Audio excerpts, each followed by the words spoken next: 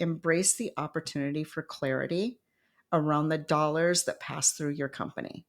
Because that's what data is. That's what numbers are. That's what metrics are. It's dollars. All you're doing is being more strategic and more aware of every dollar and what that dollar means to your overall financial success. Welcome to the Women Choosing Growth podcast, where we bring you practical advice and guidance on how to grow your business and achieve success in your entrepreneurial journey. We feature inspiring stories of success, challenges of growth, and lessons learned from women entrepreneurs, industry experts, and thought leaders who have been through the growing pains inevitable as an entrepreneur. Whether you are just getting started or are looking to scale up your business, our show is designed to provide you with the tools, resources, and community you need to grow your business. Join your host, Tina, a lifelong entrepreneur and business growth advisor, as we explore topics such as marketing, sales, finance, leadership, and personal growth, all tailored specifically to the needs of women entrepreneurs. So if you're ready to grow your business faster and smarter, and learn from the experiences of those who have traveled the growth path before you, then this podcast is for you.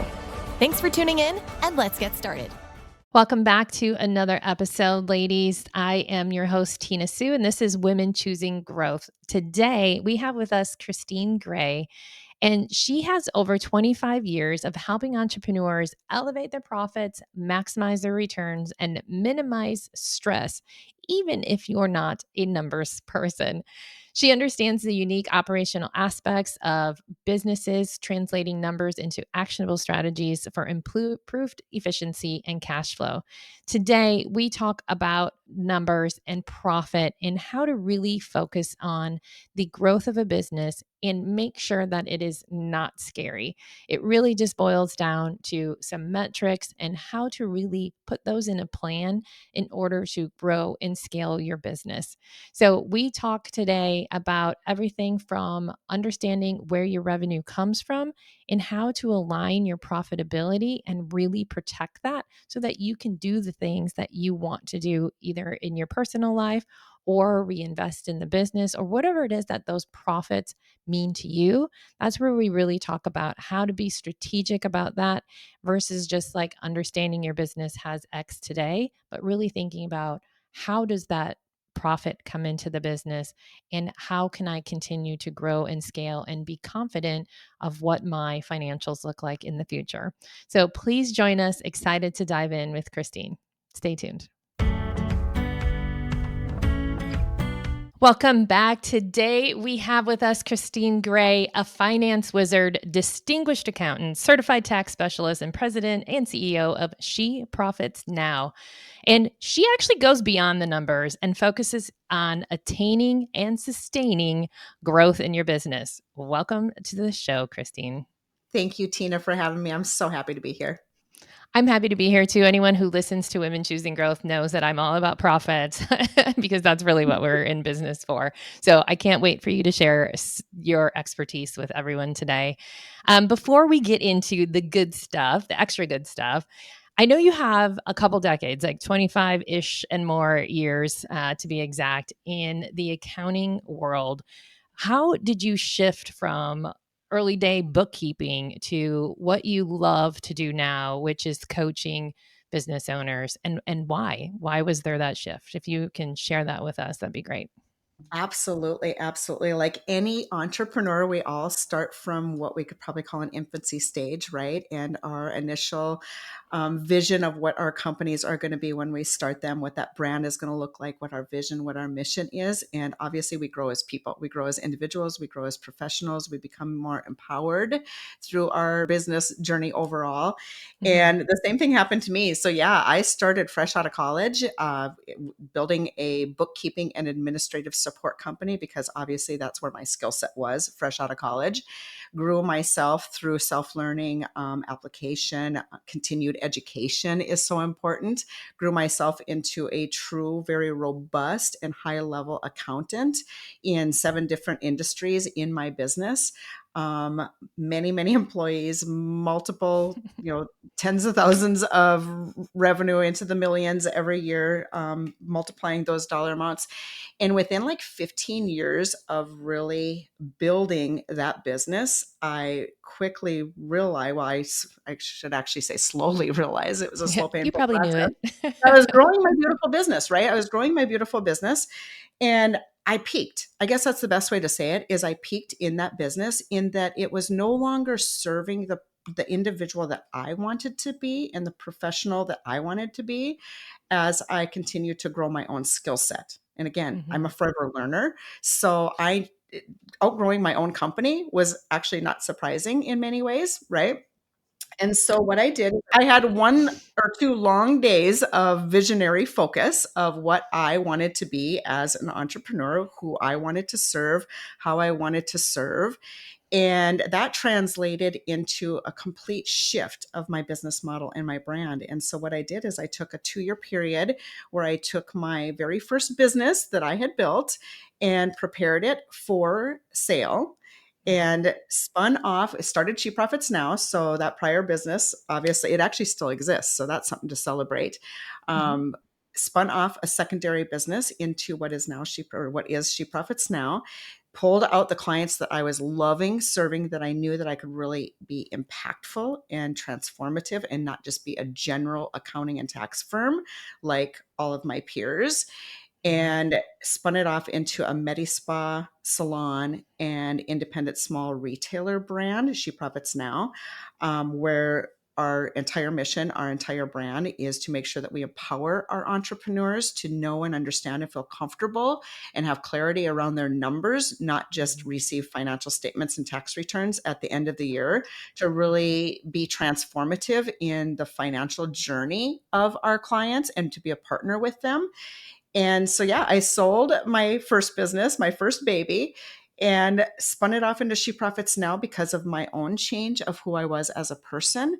Built another new brand, which I am so like in love with, right? Like, so it was the Mhm. transformation of me, and to be in love with my new brand after building Mhm. what became a monster for me. Maybe a testimonial that what you once envisioned your company can be is to allow it to transform, allow it to become a new individual in and of itself, a new entity in and of itself.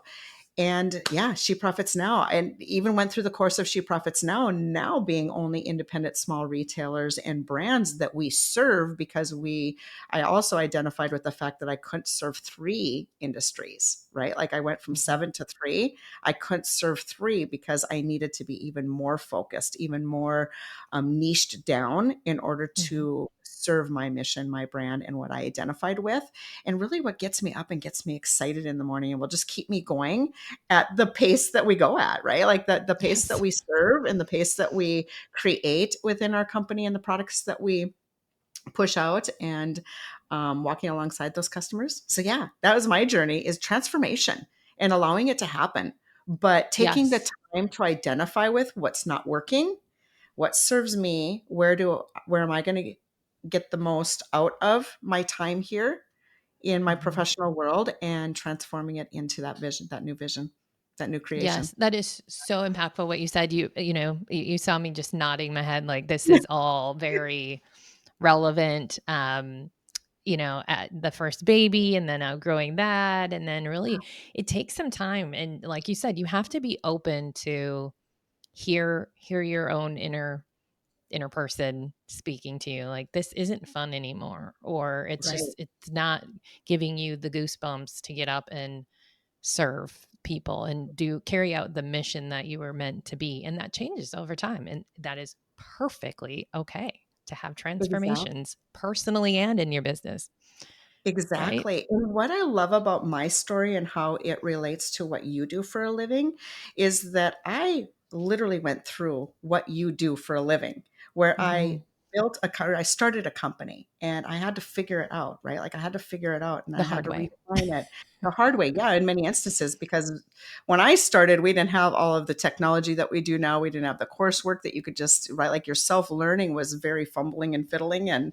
all the things, and buying books and textbooks, not just Yeah. getting online and taking a course and going into a coaching program and listening to podcasts and, the easier way these days. But yeah, I had to go through the motions of building it from startup through its tremendous growth into stability and sustainability. It was always stable, but I had to really prove sustainability in order to sell it.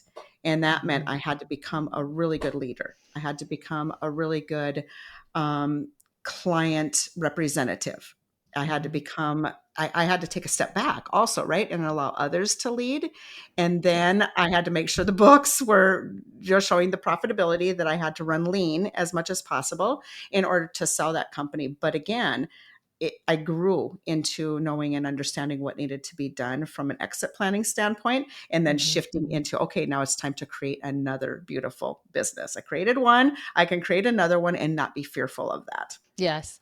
And I think it's safe to say and kind of repeat again that, because I know I've talked to people and I felt a little bit of this at my first baby's sale as well, even though I Mhm. didn't, like you intentionally sold it. I got an offer, so I wasn't mentally ready for that. But then it's like it's like it's okay to shift or sell or just make a pivot, Yeah. even if there isn't an exit. Some people are like, I'm gonna go this way instead, and it's Yeah. okay. Like, that's not a failure. That's actually a really, really smart for you. Otherwise, you go down this hole of not being happy with your business or your everyday life. Yeah, I do firmly believe that in order for businesses to thrive, our entrepreneurs need to be in love with their businesses. They Agreed. really need to be in love with them. And if you're not, you've got to find a way to come back to that reality of being in love. Like, what is causing the resentment, possibly, that you don't love Mhm. that business, and fix those gaps, and or plan for an exit and find something that you truly do love, that you can use the same skill set that you built over time. And again, it's just Life is too recreating short, ourselves as we grow as individuals. right? Yeah, exactly. Yeah, absolutely. Life is too short to spend years, especially like 25 years or, what a career could be, Mhm. doing something that is like, okay. Yeah, exactly. And I truly believe in the forever learning process of building a Mhm. company, and either continuing to build that same company, but always having exit on the back end of your mind. You do, because that's just building a profitable company. If you build a profitable company, you have an exit strategy started, right? Like, Yes. if it's profitable, it's already started. So profitability has to be first of top of mind, which is why we're Hmm. a profit centric company. Hmm. Um, but with that being said, it just comes down to everything that you learned while building that company. It goes with you no matter what your shifts and changes are. And that's why it's so important to really embed yourself into the learning of being the best entrepreneur that you can possibly be. Right. Hmm. Yeah. Absolutely. You said something in your journey there too, but obviously your finances were probably the easiest thing for you to Yeah. do to get ready for the exit. You're like, nah, they're clean, they're good. Like, I know all my numbers. Yes.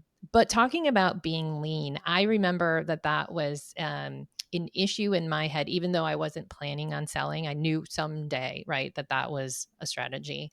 And so I always had the challenge in my head of, do you want to be profitable and have that, or do you not want to show profitability? And there's so many issues about profitability that I've had with clients as well. Like, well, I'm not in this for profit. I really just want to serve my clients, or I want to serve my community, or I do this because it's fun. And I think there's some feelings for some people. Some people are like, yes, this is why I do business. But the mindset of an entrepreneur sometimes is like, well, I don't want to make too much money off of my clients. Can you help us, like, first and foremost, before we get into all of the good stuff about finances, is that mindset for the entrepreneur, like, it's okay to make money? Yes, yes, and that's an abundance mindset that for some reason we feel guilty making what I call a best in class profit in our company. And when I say best in class, it means that's what the highest level of performing Hmm. entrepreneurs in your specific industry is making. That's what's obtainable relative to profitability, is best in class. And why is it that we feel guilty actually achieving best in class? But Hmm. yet we'll go and we'll be in sports, for example, and we want to win and we want to be the best in that sport that we can possibly be.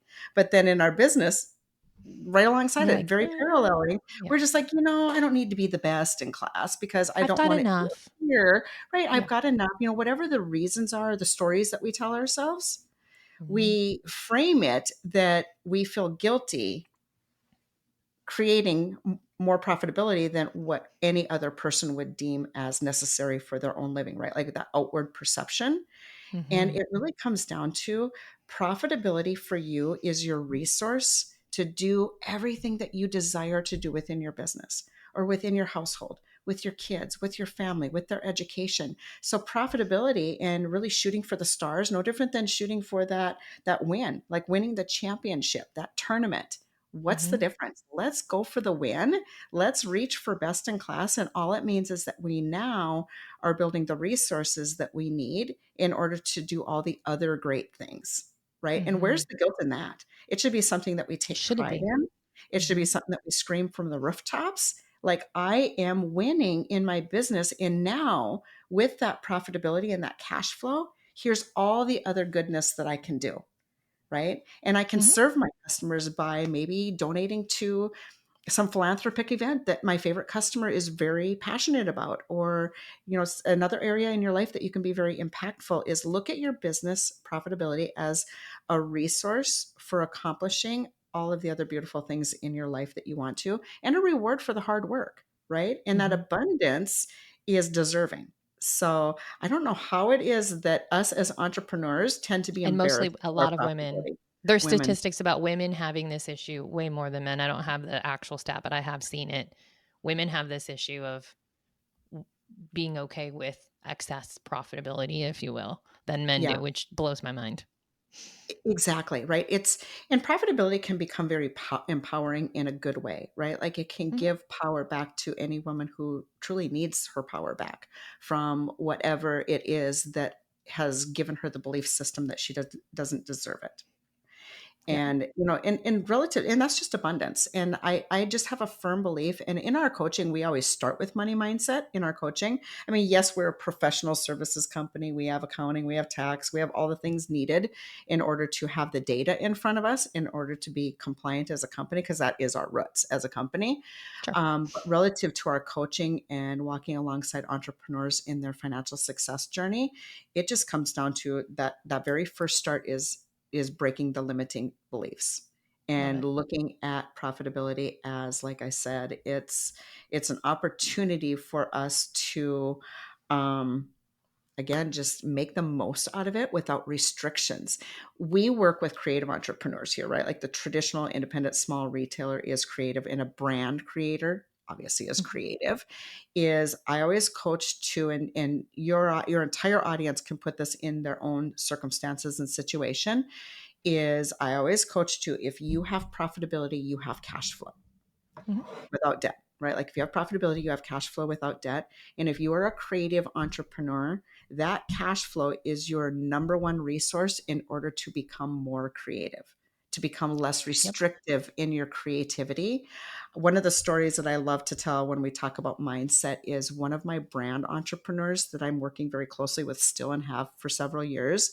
She designs all of her own products. She gets them manufactured. She works with the manufacturers overseas and internationally and regionally herself. Like she's learned all of the skills to not only design beautiful projects, to manufacture them, but yet she was lingering on not really wanting to deal with the finances, and she dove in. Mhm. And I will tell you that within like 6 months of working together initially, she paid down her debt drastically. She changed her mindset all in. Like, I've got to know my That's numbers. it. I've got to understand where I am investing for future growth and sustainability, and investing into my own creativity and Mhm. what I as a person desire to do with my creative skills. I need the money to do this. Like, that's that win. I need the profitability so I have the money to create on the level I want to create. And she paid down her debt, which was truly inventory debt, like her initial inventory debt, not Sure. wasteful spending debt. And she up leveled her cash flow through profitability and was able to add two more lines to her portfolio, Products. Mhm. buy in on the inventory to the extent of like $150,000 for those two additional lines. And her company, as a result, almost doubled in growth because she was able to invest into her own creativity and manufacture the products that are derived from her own creativity. And the company just naturally grew. which then of course made all of the profitability line even better, right? Yes, And so exactly. that's just an example of how we've got to shift our mindset over to it being that tool for, Mhm. it's not about abundance.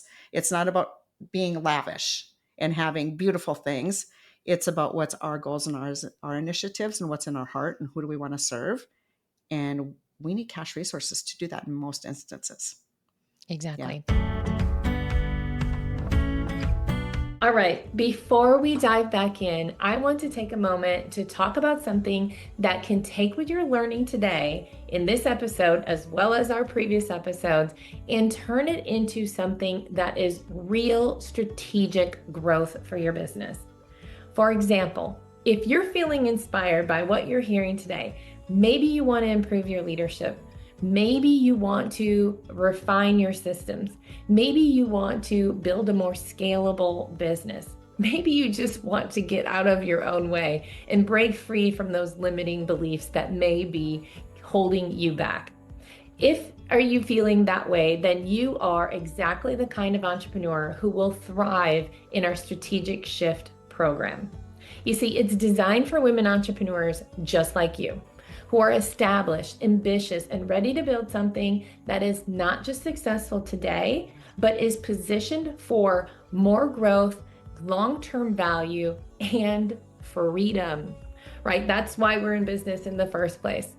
In this program, you'll get proven framework, tools and resources, financial insights, strategic mindset shifts, everything that you need to work methodically through the growth of your business.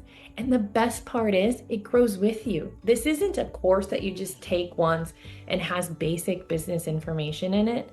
This is something that has the actual tools as if you were working alongside a coach to help you build the foundation and continue to build on it year after year as you continue to scale. It's even designed to work with your leadership team once you get to that point in your business. So if you're serious about building a business that is valuable today and continues to grow in value while you're not having to work harder, then check out the strategic shift on Tina-Sue. Look for courses and look for strategic shift. So let's get back to our show. I think you definitely hit the nail on the head there. And I like with her, she was serving herself with the profit so that she could be more creative. And then Yeah. another example you shared was to be able to give back to charity or something like that, Mhm. or to go do something on the side that you've always wanted to do. So I guess for our listeners is Yeah. like, what would you do with an abundance of profits and really get clear on that? Is it for your lifestyle? Is it to better your child's education, or is it to put Mhm. it back in the business? Is it to put it in yourself? Like, they can be anything. There is no right or wrong. It's just that mindset of what would I do with an abundance, and then Yeah. have that as your vision. And that's what you're driving for. Right, exactly. What would I do with the abundance and how would it make me as an individual wake up each morning not feeling drained, not concerned about financial? It's just more of like, I'm getting up because I'm able to do what I love Mhm. and I have the resources to do so. And what a beautiful way to live our life. Right. Exactly. And then, of course, you add that, that's an abundance mindset. But then we add the limiting beliefs of I can't. Right. It's Mm, do I deserve profit is one mindset. But then you shift to the other to say, I don't know how to, or I don't have this skill set. Right. mm, And the reality is just shifting how you say it to yourself. And it works, right? Like just to say, instead of going, I'm not a numbers person, to identify with, I have learned all of these other skills along the way in my own creative, like our clients' creative, professional, whatever journey you've been on. Think of the skills that you've learned over the last 3 years in your mhm. business or personally and professionally, whatever it is that you are doing for your living. Is you didn't know those skills 3 years ago, and you Yes. took the initiative to learn them because there were areas of interest. And so Mhm. shifting your mindset to be, okay, cash flow and financial abundance so that I can do this, this, and this are really truly within my reach. How is it that I'm telling myself I don't have the skill set to do this? And Yes. take the initiative to get the skill set, because guess what? You're an intelligent woman. You're an intelligent human.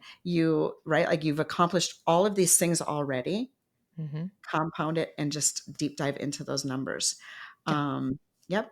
Right. You don't need to My be an accountant. You don't need to have an MBA to run a business and understand your numbers. You just truly need to sit down and focus on them and maybe have a framework to learn them and identify with how a number translates into operations. And all of a sudden the numbers that we're talking about that in the end drive decision making, that then Mhm. drive profitability, aren't as scary when you can just say this number means this in my decision making, this number Exactly. means this in my day-to-day operation. Yeah, Mhm. it's Numbers just aren't necessarily logical. numbers. Yeah. Right. On that whole mindset and self-talk, my husband just told me 2 nights ago, he was listening to a podcast and they said basically what you just said of like, what is the stories that we're telling ourselves? And they gave the example of there's 3 guys hanging out and one guy's like, "Hey, do you want a cigarette?" And he's like, "No, I'm not a smoker." Versus Mhm. saying, "Oh, I'm trying to quit." Right? Like you tell Yes. yourself like, no, I'm just not a smoker. I'm not a drinker. Or in this case, I don't numbers scare me. I don't do numbers, right? Yeah. Versus saying like, I'm learning and I'm getting better at my numbers, or I am a finance person and I'm going to figure this out. Like, what are the things that we're telling ourselves? Like you said, like, oh, I don't do that. I'm not an accountant. I'm not this. I'm not a numbers person. I hear that all the time. Like, you don't have to be a numbers person. And No. finance brain is completely different than tax brain. We're not talking about taxes here. No, we We're are talking not. about the data that you need to run your business and to make educated decisions for your business based on data. They just happen to be numbers Right. on the paper. It really comes down to what are the numbers that I always just coach it to how does the money flow into your business Hmm. and what's the data behind those numbers, behind the money flowing into your business? And Yep. then how does the money flow through your business? And what is the data that tells you that story? And you Hmm. know better than anybody of how the money is coming in and how it's flowing out. You might not understand how it got there relative to metrics, Yep. but when you apply it to what you already know, it's not scary at all. It literally, you know it. Now we just have to break it down into smaller pieces to identify how we can control the levers of those smaller pieces to create opportunity and or eliminate waste. Yeah. It's That's all problem numbers are. solving. It's Mm-hmm. all it is. I just did a presentation 2 weeks ago in Florida, and this may be scary at first when I say it, but your revenue number is not a plug number, No, right? it is Your not. revenue number comes from somewhere. So when Yep. we're talking about forecasting, and that's one of the challenges I see, it's like, oh, well, I did this last year. I'm going to do 20% more. But how are we getting that? Is it foot traffic? Is it number of people in the store? Is it number of proposals we send out and conversion rates based on that? And that's like the cool stuff of, for me anyway, like the problem solving. I'm like, how does this number actually come about into your bank account? And let's take it a couple steps backwards. And Yep. that I love it's that not you bring up scary. revenue. Yeah, I do. I'm sorry if I interrupted, but I love that you bring up revenue because all of our coaching, it all starts with, obviously it starts with mindset. I already said that, but then the success of a business financially and cash flow wise starts out with whether you have planned and project revenue as accurately as possible. And that Mhm. means it cannot be a vanity number. It It can't be a cannot be plug a number. year over year growth number. It Nope. cannot be I have the plug number, meaning if I'm going to survive and keep my doors open, this is what my revenue needs to be, but I'm not going to change anything else in my business and my operation. That's Mhm. that plug number. Um, it, from my perception of it. And so what we do here is we coach strongly to a revenue mapping process. So this is even comes down to mindset for your listeners is think of you don't vanity, right? Like, so I always just say cash is king, strategy is queen. There's strategy to your revenue number. And if Mhm. you can predict and plan and project your revenue number as accurately as possible and really take pride in getting it as like achieving as close to what you projected as possible, everything else will align because your decisions before the money goes out the back door, you're planning your revenue and you're planning how you're going to spend that revenue before it goes Mhm. out the back door. And that's where the cash flow just really truly just starts to happen, right? It's just because it's all projected out. But revenue mapping is our process. And what we do there is with revenue mapping, we really truly look at it as, again, no vanity numbers, no year over year growth numbers, no plug Mhm. numbers. It Mhm. comes down to statistically, how much can your company make each month or each season or each quarter, however you measure your revenue, right? Like how does what are the ebbs and flows of your revenue coming through your specific business? In retail, we traditionally measure it seasonally and then drop it down into the months, because that's also how we're buying our inventory and marketing Sure. our Mhm. inventory. Is what statistically, where is your business at today? And with the metrics within your business that accumulate to revenue, Yep. what do those metrics look like and how can you improve them? And it's usually a compounding effect, right? So I don't want to talk too high level, but if I take retail and what we do here, revenue mapping means we are doing a statistical calculation. And that sounds scary, where it's just a math calculation, no different than plus plus. It's timesing, right? Like taking a Yep. multiplier It's effect. basic math. Yep. It's basic math. You take your average order value times your new customer rate. You take your average order value times your traditional new customer acquisition. It's knowing how many new customers are walking through the door with your marketing efforts. And then it's Mhm. also knowing, what does my returning customer portfolio look like? What's the loyalty in my brand? Take those numbers times your average order value. You now have a logical and realistic revenue goal that's not vanity, Mhm. and one that can be used to accurately plan your expenses. With what we do, it then creates a very systematic, well balanced inventory buying plan, so that we're not Mhm. buying too much inventory, over investing and just having to mark down and or waste inventory dollars. And it allows you to plan out your business expenses.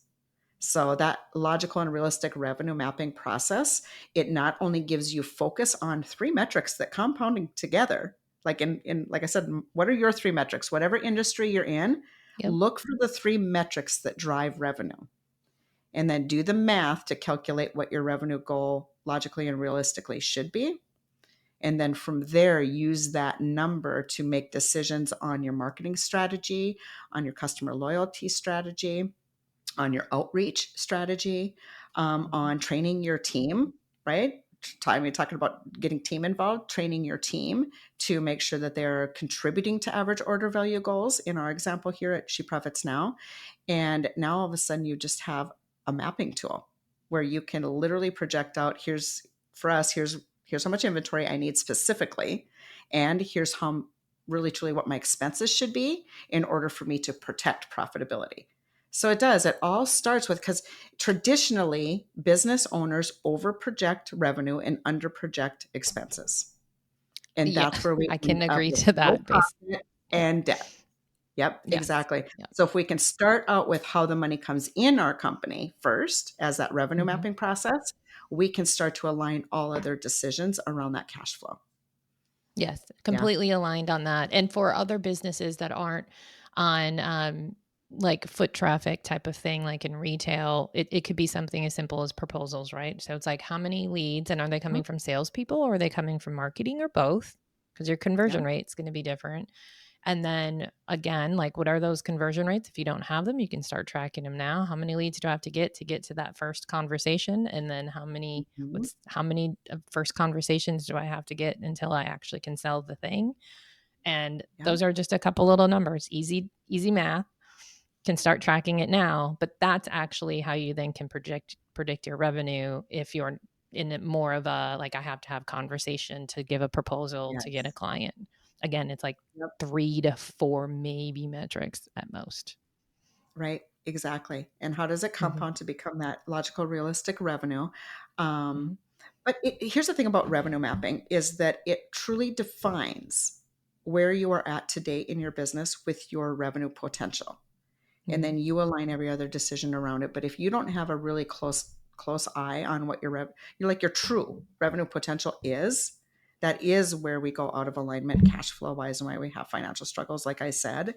um, but not only that, is it gives us the opportunity to identify what we need to do internally to change our position of revenue, Mhm. right? Like, where are we, what's not working, and what is working, and what successes do we want to duplicate in order to change our revenue potential from where we're at today, versus just, well, I don't know why we just didn't get the revenue, just didn't hit our revenue goal. Yep. It's Answer somebody to it. else's fault for sure. Yep, exactly, answer to it. But that's also where we can train our team members to really take ownership in their own numbers too, Mhm, right? Like, we can almost gamify revenue mapping in that mhm. we share with our team whatever that sales team looks like. We share with our team how we got to our revenue goal, what the metrics within that revenue goal look like, and how do we gamify it, challenge them, incentivize them to make sure that they're meeting Exactly. it, but also then be good leaders around it, make sure that we're training them to be successful. So all of us, and I when we love that. market to them. So it literally just mapped out your entire leadership strategy for your Mhm. team members around your revenue goal and empowering them to be successful around your revenue goal, which ultimately now we've got a true team approach to revenue, not Yes. just a leadership approach. And Yeah, and hopefully that makes sense to our listeners. I know we could geek out on financials, I know. you and I all day, but really it's about like your team wouldn't have any excuse for and I say excuse meaning like the unknown of not hitting something because they understand those levers that actually Mhm. drove potentially a month where we didn't hit the goal we were expected. They now know it's like, well, I don't know. We didn't hit our sales goal, but they would then understand the why. And the part that Mhm. I wish I had something to like visually show, but when we talk about levers, right? It's like if we just move slightly. So if you have a percentage of a conversion rate or leads coming from marketing of a specific marketing strategy, this isn't big shifts. Like if you just move, like if you move the dial like this, it doesn't look like much from where you started, but when you're trajectorying out over time, now it's a big gap, right? When you think Compounds. about it, it's the compounding effect. So once you understand that revenue mapping and say conversion rates, right? Like, well, we get this many leads and it 50% of them we actually get to have the first conversation with them. Like what if we Yeah. change that to 51? Yeah, Right? exactly. Like it, Yeah. it's might be two more people that we get to talk to. But over time, if we work on that piece and really hone in our messaging and what we're selling on that call and how we deal with that client, like over time, we're talking about huge revenue gains from moving this one little piece in the business and keeping an eye on those things. So the slightest little improvement can mean a lot 4, 5, 6 months down the road. And Yep. that's where it gets really fun. It does. It does. And I love that you say that's where it gets really fun, because even if you are telling yourself you're not a numbers person, Mhm. one way to become a numbers person is to, when you start to see the effect of the number and how it compounds, you allow yourself to be vulnerable around that learning process Mhm. relative to math and numbers and all things profitability and cash flow. Is, I promise you, we are all, I mean, we're here, we're entrepreneurs because um we challenge ourselves, right? Like, Mhm. we're competitive. Which Once you we start to apparently like challenge, change. like change, exactly. Once you start to challenge yourself to know and understand the numbers, you will become competitive around your own numbers in a good way, right? Like Mhm. competitive around the small incremental changes that you're Yeah. talking about, What if right? we Like just did massive this? improvement. Yeah, Uh-huh. It, right. To the exactly. point where now it will almost be, we've got clients that, again, we're a creative industry. They're almost obsessed over it. We've got, in our Financially Fabulous coaching program, we have its workbook is digital and interactive, and it's from looking back at your numbers to planning forward, revenue mapping, inventory planning, and profit and cash flow planning. And the number Mhm. just moves through the workbook. And where you were just defining, if you have the calculation and you're able to see, if I just move it $1 or one additional call, one additional prospect, where Mhm. our clients are able to say, okay, if I increase my average order value by $2, what does it do to my revenue? It self calculates. So they can Yeah, literally plug and play scenarios, which is what I encourage your audience to do, is take your metrics absolutely. and plug and play scenarios, and then pick out the scenario that where your team is today and where your leadership is today around your sales strategies and your sales framework. What is the most logical of those scenarios? And then Mhm. run with it and try to challenge yourself to go to the next level of the scenario then, once you reach the one you just put into play. Yeah. I love that. And hitting on the leadership, that is it's huge to include the team with that because this is not a lonely game of knowing your numbers. Your team should know also the parts where they contribute to the company's success. But one of the biggest things that I don't think people understand until they have a really good financial like forecast plan is it also helps with the producer. So not just the sales team or the leadership team, Mhm. but you can then project out like, okay, if we're selling at this pace and we have producers over here, whether it's Mhm. manufacturing or it's service related, like we have bookkeepers. Yep. You Yep. at some That's what I was gonna point say when for I us, get it's accountants. exactly, you get to a certain point where you can't handle it based on capacity. The hours we're Mhm. serving these clients in February and now we have 5 more clients by July, we may need more people on the bus, right? Yeah. So that's where when you project it out and get really clear on what that growth is, you can then see in advance, I'm going to need to hire more people a month from now, 2 months from now. I Mhm. need to start doing the recruiting now so that it's not a, oh my God, everybody's working overtime and they're stressed out. And now I got And to we go have no place an time. ad. Yep. Yeah. So it's like And really proactive. right, right, exactly. Very proactive, and I love that you say that because that literally what we do here at She Profits Now for our own company. Because we do have, the professional services division is accountants and tax accountants and sales tax coordinators. And as we are selling, and we know what our metrics are for our revenue, and we're obviously the way we sell is the way you're defining it, where we've got how many prospects are coming in, how Hmm. many calls, how many do you close. That's exactly the She Profits Now sales journey. Yeah. And so I can look at it and say, if my calendar is this full, I know how many I'm going to be. Like if I open it up and it obviously fills up, I know how many I'm going to traditionally close. And I know what the capacity of the team is. And then where are we going to hire? Right. Yep. Like, so exactly what you said is we have it in play right here at She Profits Now. So I love that you defined it Yeah, is and that's where a never lot of be. professional services. Mhm. Absolutely. Yeah. And probably Yep. the only other model would be, like if someone was completely like online, I'm thinking like if they get leads off of like social media or something like that, and then you can still track those metrics of Yes. like it more. It's the acquisition cost of if I spend this much in advertising, I get this much traction. And then it probably still goes to a conversation and, depending on what the model is. But there's always a way to track, like, how am I actually going to see the next client? Yeah, exactly. Yep. How do we Yep. serve them once we bring them through the door? Yep. Yep. With that revenue goal, Yep. which leads into profit and cash flow planning, right? Like, so Hmm. then the whole idea here is profitability. So if we start with that revenue mapping and we understand fully what those 2 or 3 or 4 metrics look like in order that compound to be your revenue goals, your logical and realistic revenue mapping. Now it's what's available to us for our expenses. And once we maybe hit a certain revenue goal, we now have the dollars to bring on an additional team member. We now have the dollars to up level in any other area of how we invest into our business while Hmm. always protecting our profitability. So, one thing I would encourage your clients to do, and obviously through your programs, you're teaching this, but we're each in a different industry and we need to know that best in class.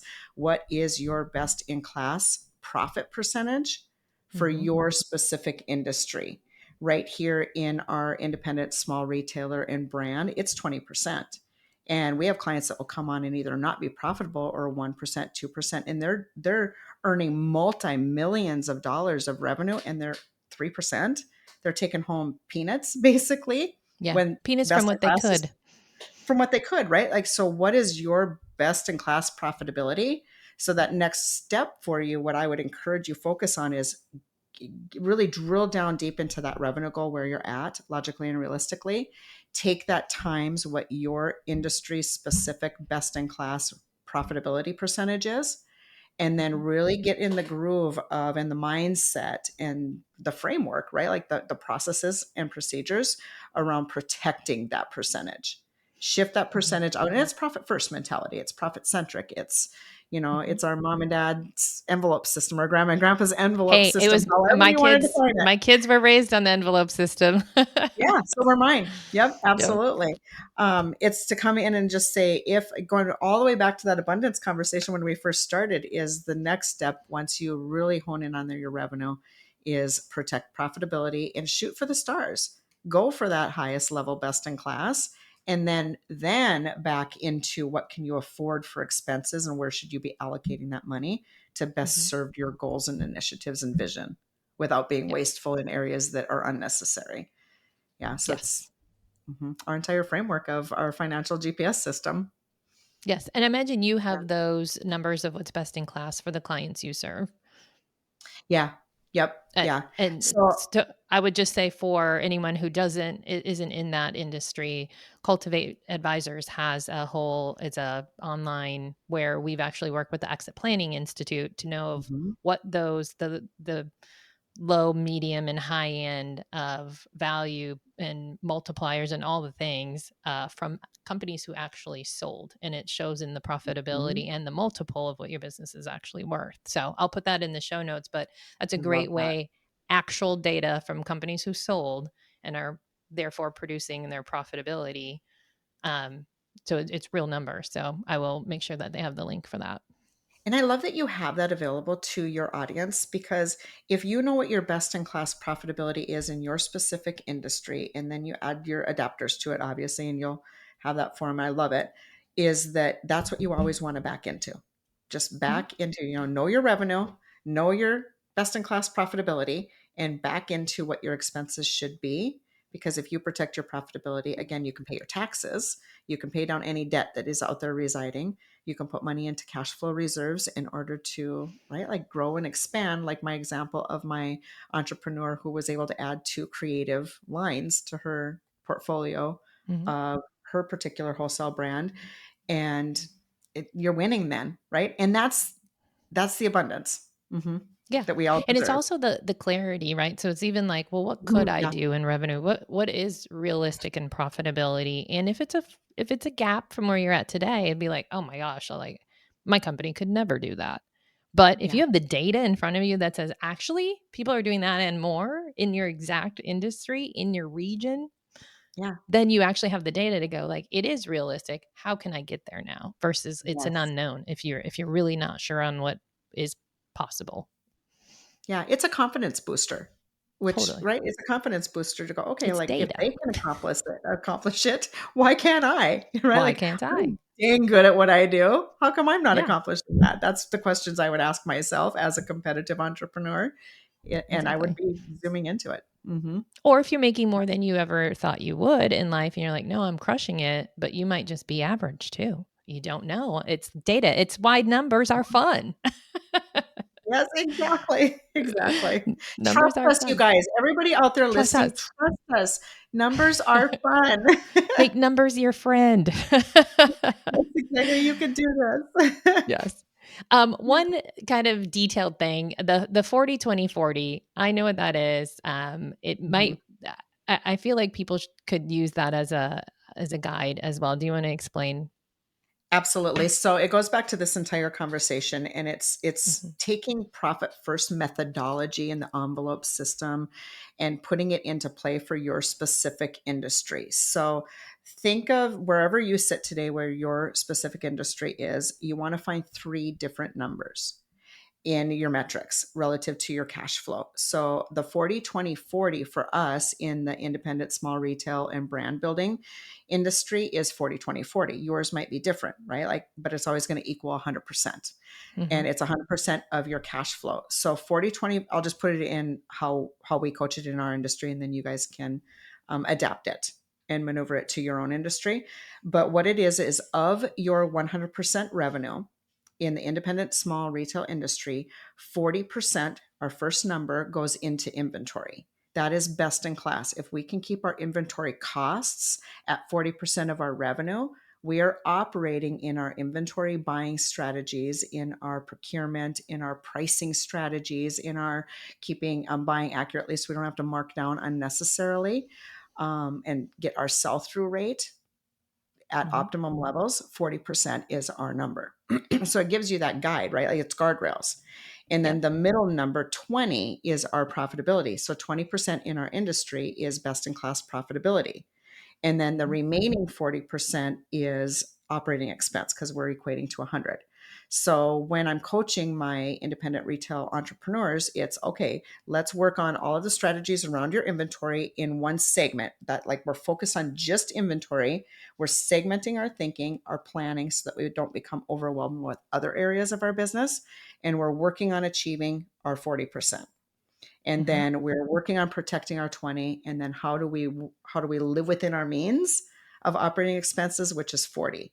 But when you're looking at the 40 20 40, and just imagine it like 40 with a line, 20 with a line, a slash, and then 40, Mm-hmm. is treat those lines as your guardrails. And so the center number, your 40, is your lane of profitability. That is your opportunity. We need that money to come into our business and be protected, to pay Mm-hmm. ourselves, like I said, pay our taxes, reserves, growth, whatever your initiatives are. Why are you in business? And then allow the guardrails, and it's your gap of opportunity, right? Because your Yep. profitability is your opportunity to do whatever it is that you want to do as a result of your hard work within your business and Mm-hmm. the And it might profitability. be reinvest back in. It might Right. be. It might be reinvest back in. Exactly. Mm-hmm. But the guardrails, then, so that gap of opportunity is your 20%. You've got the guardrails.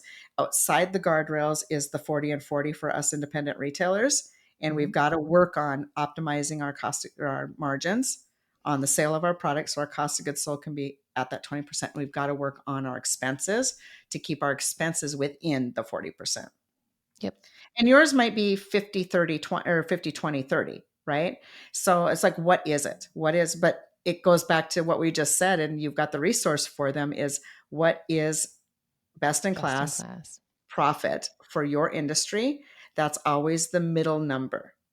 Mm-hmm. Then the first number is always your cost of sales. If you Yep. are a professional services company, your cost of sales is going to include your labor, Yep. right? I Like was you going to don't, say and that. So thank you. yep, Yep. time and It's materials. not just inventory. It's what takes to produce the revenue.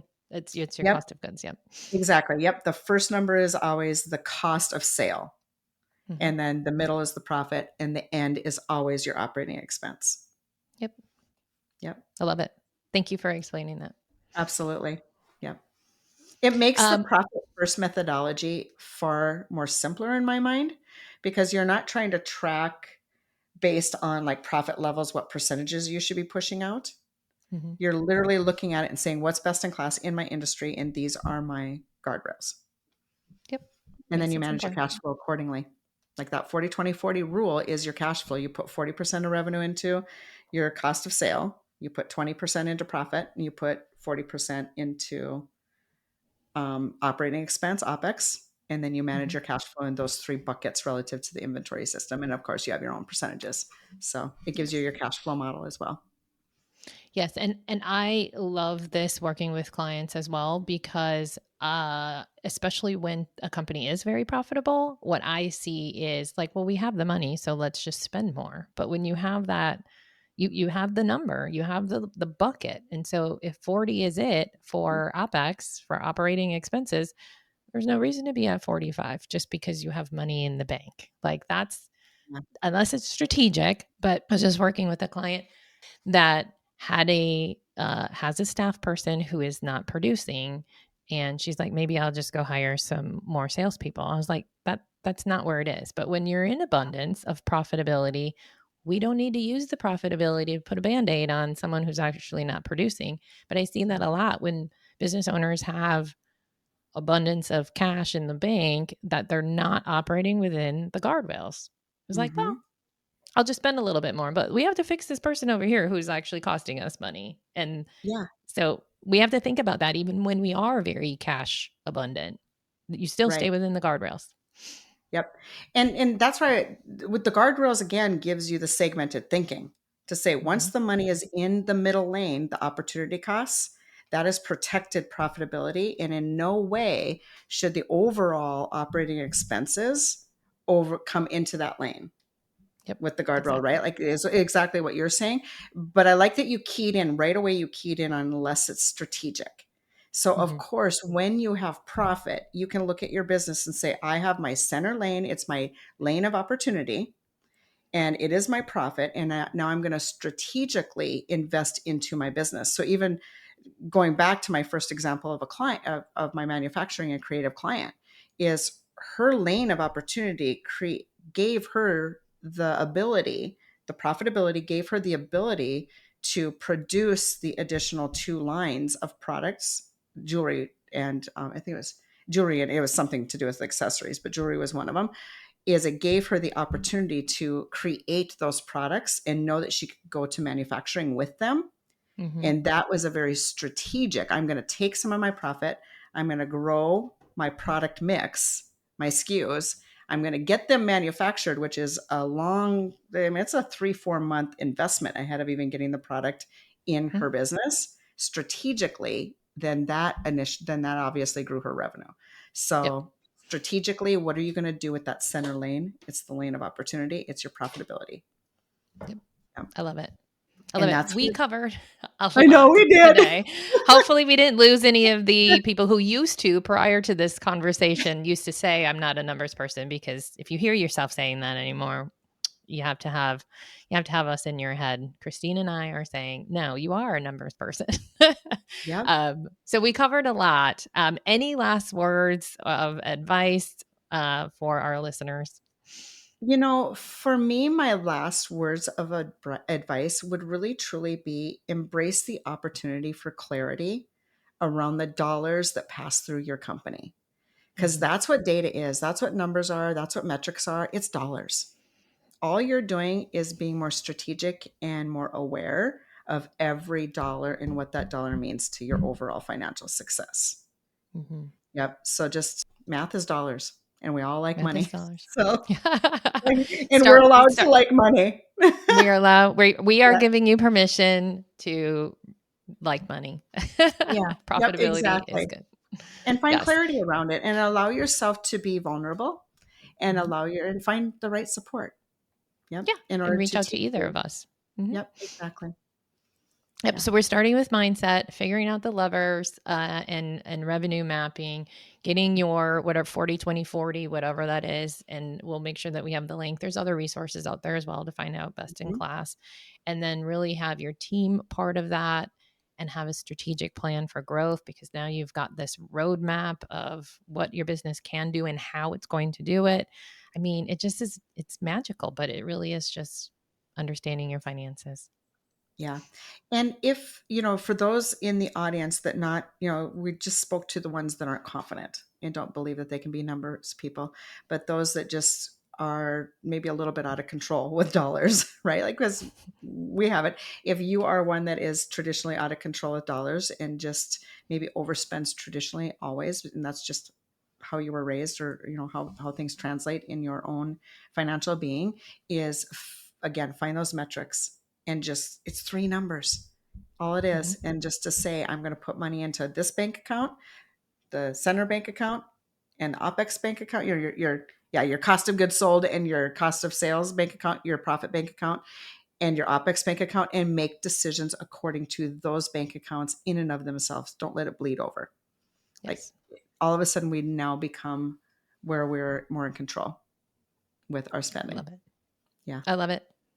It's I like love it. it's compartments in our wallet, right? So we're going on It's the vacation, and envelopes. this little section of our wallet is this little section is this, and we for some reason can maintain that, so we can And do if it you're within like our me, you've businesses. got money stashed in the emergency as well. Because my mom taught me that when I was little.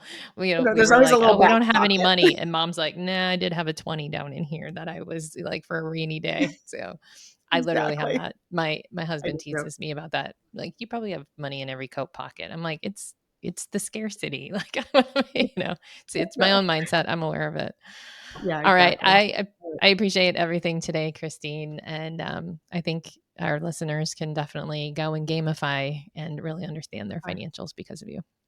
I love it. I appreciate the opportunity, and it was good to chat with you. Thanks. Thank you. I hope you enjoyed today's episode. Please be sure to hit subscribe on your favorite podcast platform so you never miss an episode. The Woman Choosing Growth Show is not just another podcast. It's a tribe of women helping each other grow. So please, share this podcast with all the women entrepreneurs that you would love to see succeed. If you'd like to know more about customized business advising through Cultivate Advisors, download business tools, or sign up for upcoming events, visit www.womenchoosinggrowth.com.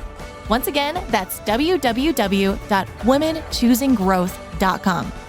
Remember, we are in this together. See you on the next one.